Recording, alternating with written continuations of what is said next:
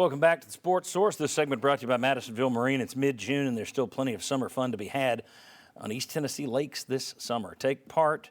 Get down to Madisonville Marine, 411 North in Madisonville. Check out their incredible selection of boats to go along with their incredible prices. And they've also got incredible customer service. It's just incredible. Madisonville Marine, there's a reason they've been around since 1976. MadMarine.com to learn more, but I suggest you get down there and see Joe Special and his whole team and tell them we said hello. Madisonville Marine. All right, let's take a look here at Tennessee's 2024 schedule. Once again, I'd like to say thanks to our mystery artist. We have someone who watches the show. I hate to say someone's a fan of the show, but they watch the show and they do send in these graphics, which save me a lot of time and look a whole lot better. Their graphic on the left, my graphic on the right, so you can see the difference there. Tennessee, the SEC handed them for home games next year: Alabama, Florida, Mississippi State, Kentucky. There are road games in the conference next year: Georgia, Oklahoma, Arkansas, Vandy. The non-conference dates will be Chattanooga, NC State at Charlotte, Kent State, and UTEP. The game really doesn't look all that, the schedule doesn't look all that unusual for UT. I mean, keeping Bama, Georgia, Florida, Kentucky, and Vandy. You add Oklahoma, but the Sooners were supposed to be your non-conference game this year until they joined the league, so you would have seen them anyway. Gone are Missouri, and after 30 years, South Carolina. Added are Arkansas and Mississippi State. Will Overstreet, your thoughts on Tennessee's schedule? And like I say, I put the non-conference games on there. Thoughts on that schedule? There's some good and bad with it, obviously. I mean, Kentucky, Vanderbilt, you're excited about still keeping them. But when you look at that and you got Arkansas, Mississippi State, not teams you can definitely beat, but when you talk about the physicality between those teams traditionally that comes with those teams, it is not an easy schedule. People may think you're probably going to win those games, but your team's going to come out there with less guys on the field the next week. So when I look at that, I go, that's not an easy schedule overall, because we don't know how Oklahoma could be great again. Alabama and Georgia are the top cream of the crop, top teams in this league at this point in time. So you're playing the two best, and then you play probably the two most physical teams in this group. And whether Florida is back or not, Florida always gives you a good game. Yep. So that Florida's going to be. You don't know what Oklahoma's going to have. That's where I was about to go. Yeah. Well, I'll let you go there. Florida, you're going to be catching Napier in what, year 3?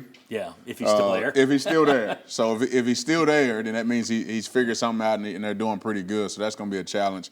If he's not there, then we like the game. Obviously, you got a new head coach coming in. It should be a win for us. But it's going to be a physical schedule. It's going to be entertaining, too, though. Very entertaining.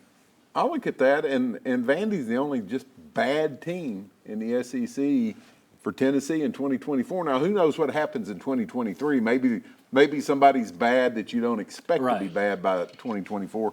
But that's the only really bad SEC team on your schedule. Well, that's really the only bad SEC team, period. And that's what I was about to say, which says a lot about Vandy. I mean, yeah, exactly. The main thing it says is they shouldn't be in the league. Yeah. But you look at, who would be the next worst? Missouri? Well, there are people who look at Missouri. Missouri played within a touchdown of Georgia last year. Yeah. Vandy is clearly the dog of this league.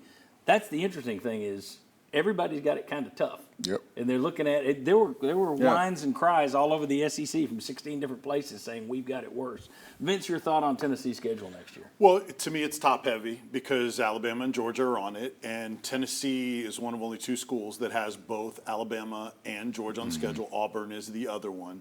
And then there's two schools that have neither one of them, and Texas A&M and Arkansas don't see either one of them. And that's a big deal when they are so good historically and in the present. So that makes it tough, but I think it could have been more difficult with the rest of them.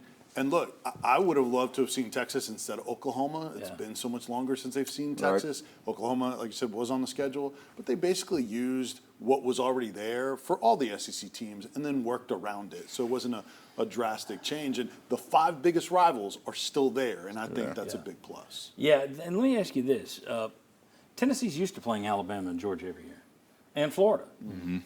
Some of these other schools, they're not used to playing Alabama and Georgia in the same year. They're not used to seeing Alabama and Oklahoma. They're not used to, you get a good schedule in the SEC, period. Mm-hmm. But I think Tennessee and Auburn are the only two schools that have done that. Those are their traditional rivals. Mm-hmm.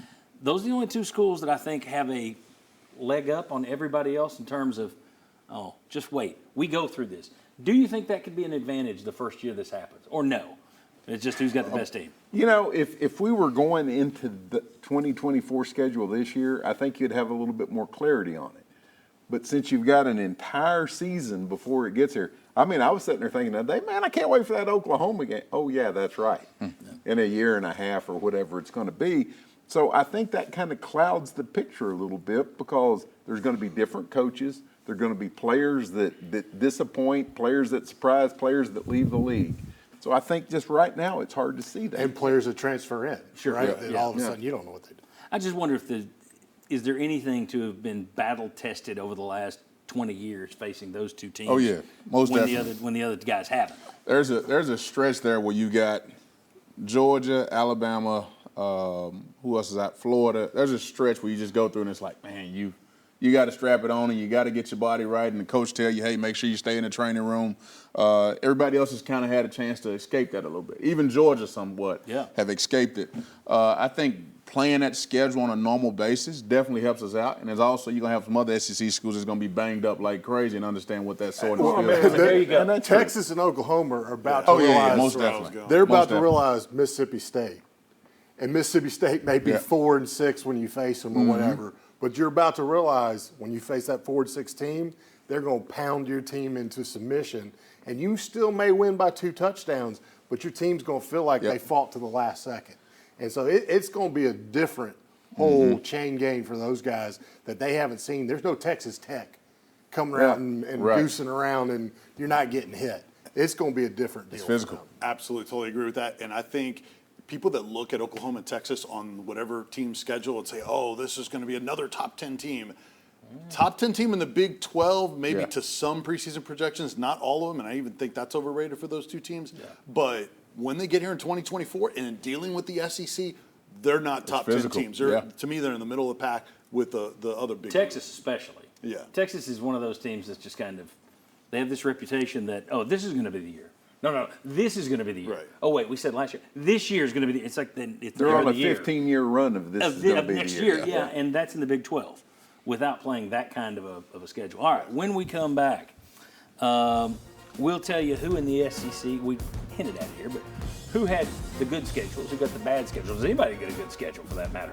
We'll look at all of them coming up next on the Sports Source. Going back.